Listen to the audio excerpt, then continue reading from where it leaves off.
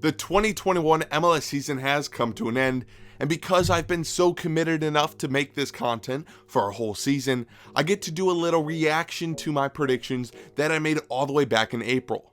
This is going to be a little bit of a long video because there's 27 teams to mention, but it should be a good one. Now before I begin, let me get a few things right. Number one, I'm no genius. Well, maybe. So there will be some calls that I made that are way off, but that's the point.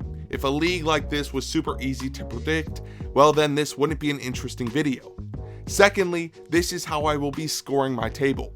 If you've ever seen Spencer FC's prediction videos, it's the same way he does it. For every position I'm off of a team's actual position, I get 1 point. So for example, I predicted Real Salt Lake to be 13th in the West, and they actually finished in 7th. So that's worth 6 points. The lower the total points you have, the better you do. So with that out of the way, let's jump into the Western Conference. In 13th place, as I mentioned, I had Real Salt Lake, and this is actually a funny one to start with because it really shows just how tough this league is to predict. Coming into the year with no owner and finishing second to last in the West in 2020, no one gave hope to RSL. They lost their manager midway through the season to Seattle, but great seasons from Damir Kreilach and Alan Rusnak got this team into the playoffs, and they made a fun run. Interim manager and now full-time manager Pablo Mastroeni ended off the year on a high note, but not a great start for me in these predictions. In 12th place, I was actually only one off their actual position. I had Houston. Here's a pick I almost nailed, but to be fair, it was pretty obvious. The Dynamo finished bottom of the West in 2020 and did it again this year. With almost zero attacking signings coming into the year, I knew scoring would be an issue, and they finished tied with the second least amount of goals conceded this year. They also lost their head coach Tab Ramos after the season, so it's going to be rebuild time down in H-Town next season. The Vancouver Whitecaps actually finished in 6th place, while I predicted them to be in 11th. After a tough start to the year, Vancouver recovered their position in the table. Similar to teams that I've already talked about, the Whitecaps also removed head coach Mark Dos Santos a little bit over halfway through the year. In came Vanni Sartini, and then only 2 losses in their last 14 games put them in the playoffs. Key signing Brian White contributed a lot to this playoff push, along with a good debut season from Caicedo and Dahomey. Next up, newcomers of 2021, Austin FC finished in 12th place. I had them doing a little bit better than they actually did, but that's about where I expected the expansion team to settle. Off the field, it was a great year for Austin. Joining the league, opening up Q2 Stadium, and really cultivating a fan base, all key things for a new team. But on the field, I think people felt like something was missing. They were the lowest scoring team in the league and had the most goals conceded in the West. There's going to be some growing pains when making that first step into MLS, so I think not finishing bottom of the West should be seen as successful for them. Another club I placed pretty well was San Jose, who I had in 9th but actually finished 10th. An 11-game winless run in the first half of the season made this year an uphill battle for the Earthquakes. New signing Chofis had a good debut year with 12 goals, but it wasn't enough. Another guy who was fun to watch though was the youngster Cade Cowell. We also saw the end of the road for the top scorer in MLS history in Chris Wondolowski. Overall, a pretty underwhelming year in San Jose. Finally, here's the first selection I actually got spot on. LA Galaxy in 8th. This was always going to be a building year for the Galaxy. They've had a couple disappointing years in a row, and they brought in Galaxy legend and the guy who rebuilt Toronto, Greg Vanney, back to his former club. Chicharito got a second chance to light the league, and honestly, if he didn't pick up his few injuries, he probably would have got the golden boot and put LA in the playoffs. New signings, Cabral and Grandsir, might not have hit the heights that people hope for, but I think the Galaxy are back on track, and this was just the first step to returning to greatness. Alright, now we're moving into the top 7 in the West, which are the playoff places. I predicted 5 of the 7 teams in the playoffs correctly, but one that I didn't get right was FC Dallas. Dallas actually finished the year down in 11th place. The Texas teams did not have a good year, holding down the final 3 spots in the West. In a year to forget for Dallas, one shining light, the arrival of the next U.S. men's national team star, Ricardo Pepi. With 13 goals on the year, Pepi became the next big player coming out of Dallas, which includes players like McKennie, Reynolds, Tessman, and many more. From recent reports, it's looking like Pepi could be heading out of Dallas this offseason in the range of about $10 to $20 million. A team that really exceeded everyone's expectations was Colorado, who I had in 6th place. Colorado became an unlikely club to finish on top of the West, with the least goal contributions from designated players. This Rapids team was just an all-round workhorse under Robin Fraser. Their top goal scorer, Michael Barrios, arrived in Colorado after 6 years in Dallas, and he surprisingly became one of the key guys for this team. Although their postseason run didn't end how they wish it would have, this was definitely a statement year for the Rapids. I had SKC finishing in 5th this year, which I'll admit is kind of low for a team that topped the West in 2020. SKC could have actually finished on top of the conference this year too, but a really bad last few games ruined that chance for them. I do think SKC fans will be disappointed after everything's said and done, and I've even seen a few people calling for head coach Peter Vermees's head after getting knocked out of the playoffs once again in the first round. On the bright side though, SKC discovered the true player Daniel Shalloway can be.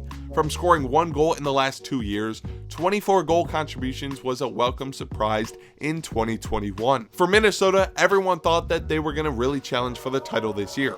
I think I put them at a respectable 4th place, but they actually finished in 5th. From starting off the year 0-4, I knew Adrian Heath would straighten the ship. It was just a matter of how high they would reach. They brought in quite a few foreign signings with Adrian Unu, Roman Abila, who didn't last long in Minnesota, and Franco Fragapane. All those signings weren't there at the beginning of the year though, so I'll chalk this up as a bit of a transition year for them. I know they had high expectations in 2021, but now it's time to get it right in 2022. Next up, I had Seattle, and like the last few picks, I'm right in the ballpark. I was 1 off of where Seattle actually finished, and I'm pretty happy with that. Coming into the year, there were questions if they still would have a quality team after losing some key guys and some injuries, but they still managed to perform well. If they didn't have a lot of their injury struggles, we probably could have seen them top the conference. The Sounders started off the season with a record of 13 games without a loss, and like I said, that was without guys like Jordan Morris, Lodero, and for an even good chunk, one of the best keepers in the league, Stephen Fry. In 2nd place, I had Portland. Now they actually finished in 4th, so I'm a little bit off in what I said. Coming into the year, I saw Portland as a team with a lot of depth. This year they had their goals pretty well distributed throughout the team, and that shows how balanced of a squad this was. On the defensive side though, Van Rankin and Bravo may have let the team down defensively. Both players are a little more of attacking fullbacks, and that's apparent when you see that Portland had the 2nd most goals conceded out of the Western Conference playoff teams, and the only one with more goals allowed was Real Salt Lake. But they obviously made it to MLS Cup and finished high enough to host it, so who cares about what the regular season was for them anyway. And now the final spot in the Western Conference, and it's one of the biggest mistakes I made out of all of my predictions. I had LAFC finishing top of the conference, and I actually even had them as my Supporters Shield winners. Well, they didn't even make the playoffs. They started to lose their identity in 2020, and it's found its way into 2021 as well. Vela was out for significant periods, they leaked goals with over 50 allowed, and now they have no head coach. Bob Bradley had a very exciting team in 2018, and they've just slowly devolved into just another club. It's a new era in LA now, and we're waiting to see the new coach be announced. And they've had some pretty big pieces since the end of the season leave in Atuesta and Blackman. The good thing is I'm not alone in this really bad prediction. A lot of people thought LAFC would be high this year, and I don't think anyone had them missing the playoffs. So we're winning together and we die together. That's all for the Western Conference teams. In total, I finished the West with 38 points, which is actually pretty decent. I mean, the LAFC, RSL, and Colorado pick killed me a bit, but all around I'm pretty happy with getting 5 of the 7 playoff teams correct. And now we're headed over to the East, where it was kind of rough for me. Starting off is a pick I'm not too proud about, and that's putting Montreal in 14th place. I know a lot of people were predicting a really bad season for Montreal, so much so that key signing Georgi Mihailovic even called out a lot of people for their preseason predictions. Now, Montreal didn't make the playoffs and ended up only in 10th, but they probably deserved more. As I mentioned earlier, Georgi Mihailovic had an outstanding season at his new club, leading his team with 16 assists, the 2nd best in the league. And new head coach Wilfried Nancy performed admirably with the squad and situation he was put in. Next up is another team who just missed out on the playoffs in the last few weeks of the season, and another pick that I'm not too thrilled about. I had DC United finishing in 13th place this year. Meanwhile, new head coach Hernan Losada led them into 8th place. This was always going to be a transition year, bringing in a new head coach after having Ben Olsen at the helm for 10 years. Losada also brought a different look to DC, but throughout the whole season, it was apparent that his high-energy playstyle led to a lot of injuries. But it also led to being a fun team to watch. DC even had Ola Kamara, who was chasing down the Golden Boot with 19 goals. Julian Gressel also had a really strong year with 13 assists. In 12th place, I had the Chicago Fire, and that's right where they finished. This was another year of disappointment for Chicago. I honestly don't even have much to say about the Fire this year, so let's just look at next year. They'll have a new badge, that's good. They'll have a new head coach in Ezra Hendrickson from Columbus, that's good. And they'll have a whole new squad after letting go of DP Robert Barrich and a lot of other pieces. So that's got to be a good thing, right? Moving on, I made a grave error. I thought for some reason FC Cincinnati would finish higher than dead last. I don't know why. Maybe it was because they were moving into a brand new home. Maybe it was because they invested $13 million into a young forward. Or heck, maybe it was because they won the wooden spoon the previous 2 years and there was no way that they'd do the three-peat. Well, they did, and shame on me for thinking anything other than that. Cincinnati shipped 74 goals this year. 74. How? In 3 years, FC Cincinnati has allowed 165 goals. I'll leave my thoughts with this. Cincinnati opened up TQL Stadium this year, and they played 17 games at home, and they only won 1 of those games. That's all. Next up, Inter Miami. I had them in 10th place and they finished in 11th, so not too bad for me. This was really an up and down season for the Florida club in their second year. They started off the season with 2 wins in their first 12 games, then they only lost 1 of their next 11. And finally, they finished the year off with 3 wins in their last 11. So if there's something they need to work on, it's consistency. First year as a manager for Phil Neville, and I think he did alright. This Miami position is a highly scrutinized role because of all the drama around it, so I think he at least earned another year at the club. Here's another bad pick for me though. I had NYCFC in 9th place. I didn't even have them in the playoffs, and at the end of it, they were lifting the trophy. I think I was a little swayed in my prediction from Ronnie Dyla's comments in the preseason about not having a strong enough team, but I bet that's what he wanted people to think. I mean, after the season started, it became very noticeable to me that New York City was going to be a strong contender this year. I was super impressed with Tati Castellanos, who obviously went on to win the Golden Boot and scored some huge goals for this team in the postseason. I may not have got it right before the season started, but in my playoff previews, I was really high on NYCFC and had them reaching the final from the beginning. So even though it took me a while, I picked up on NYCFC's quality. Next up is another team I failed to guess that they would make the playoffs. I had New York Red Bulls in 8th place, and they actually ended up 1 spot higher in 7th. It took a late surge for the Red Bulls to qualify for the postseason for the 12th year in a row, but they managed to do it. Gerhard Struber helped deliver a little bit more of the classic Red Bull football back into this team after the departure of Jesse Marsch in 2018. Personnel-wise, the Red Bulls really only had 2 guys who were making things happen on the attacking side. Kamala topped the team with 8 goals and 7 assists, and Fabio was right under him with 7 and 7. New York also had one of the best defenses in the league, which came from a big part from goalkeeper Carlos Cernal, who picked up 13 clean sheets and has been re-signed for the 2022 season. We're moving into the playoff spots now, and just like in the West, I picked 5 of the 7 playoff teams correctly. Beginning with Nashville, I really like this club. I think what they're doing on and off the field is really fun to see. Their front office seems to know what they're doing, and they've done a fantastic job of mixing core MLS talent roster with a few great foreign pieces. I underestimated what Nashville would do this year, and I'm happy to see how dominant they were in year 2. Nashville remained undefeated at home throughout 2021, and a big part of that was for their solid defense. Walker Zimmerman is a beast, and I love him a lot. Hadi Mukhtar also had an unbelievable year, finishing the regular season with 28 goal contributions, and should have been MLS MVP, but that's a whole nother topic. All around though, Nashville had a great year. In 6th place, I had Philadelphia, and they really ended up in 2nd. I thought they'd fall a little bit more behind after losing Brendan Aronson and Mark McKenzie, but they still remain one of the best teams in the East. The center back partnership of Jack Elliott and Jacob Glesnes proved to be enough, as the Union only conceded 35 goals all year. You also have to mention star keeper Andre Blake in that defensive conversation as well. Philadelphia wasn't the best attacking team out there, but they did enough to have a really strong home record and finish in a really good spot. Continuing with picks I was a little bit off on, New England, who finished top of the pack. I had them finishing in 5th place, and a lot of people tipped the Revs to challenge for the East, but I thought they'd struggle if Carles Gil picked up an injury. Instead, this team was a true workhorse, grabbing results any way they could. Bruce Arena was rolling out backup squads and still picking up 3 points where it mattered. Heel had a superb year with 18 regular season assists, and Matt Turner picked up goalkeeper of the year.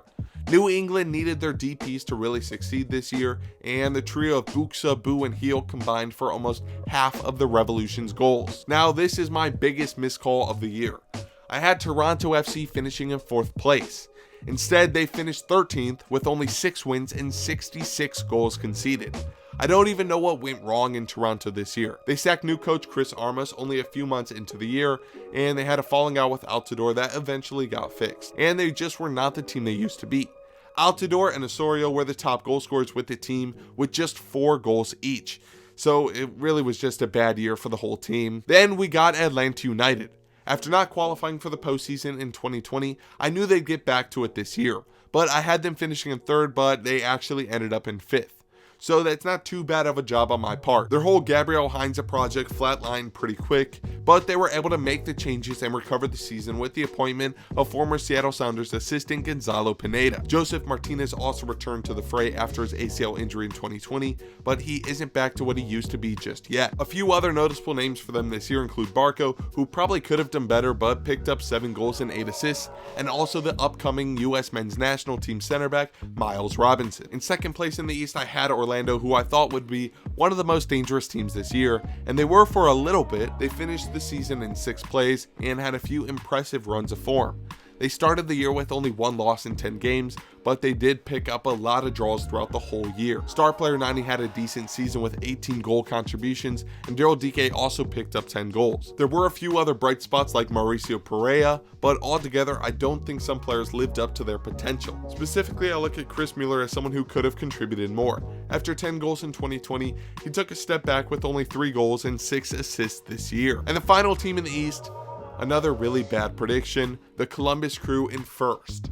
The defending champions had a really bad year. A lot of injuries and just really poor performances costed them from even making the playoffs. This team was predicted to take over the league and challenge for the Champions League, but they did neither.